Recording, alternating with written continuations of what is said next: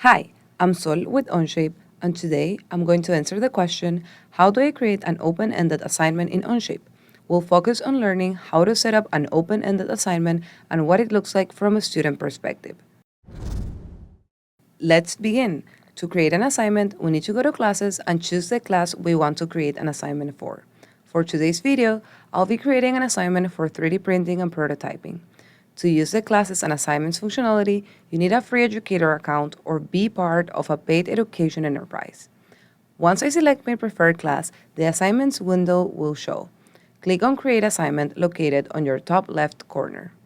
As we do with all assignments, we need to add a name and the description is optional. Once you add both, a new window showing submissions options and document share permissions will appear. For submission options, we have different recommendations depending on what kind of assignment your students are working on. If your students are working on a one-time assignment, we recommend selecting the first option, students begin with a new document, and let students begin with a blank document.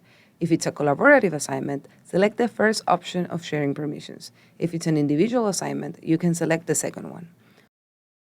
On the other hand, if your students are working on a follow-up assignment and need to build on a previous document, you can select the last option. Students can choose what to submit. For this option, you don't need to select sharing permissions. This is what I'll choose for today's example. Once you selected your preferences, you can go ahead and publish the assignment. Now that the assignment was published, students can access it and submit their documents. Let's go to the student's POV. They follow the same steps. Go to classes, choose 3D printing and prototyping, and click on the brainstorming assignment. The student is directed to the assignment page, which contains the instructions and submission options. As you can see, it asks the student to select a document to submit. The students can choose from their own documents and submit the homework. Once the students have started or submitted the assignment, as an instructor, you can check their progress. Let's see how to do that. Go to the assignment and click on the student activity column. Here, you can see the start date and time, as well as the document, when was it submitted, and how many attempts there were. If you go into the student's document, you can also see the edit history and how the homework started versus what they submitted.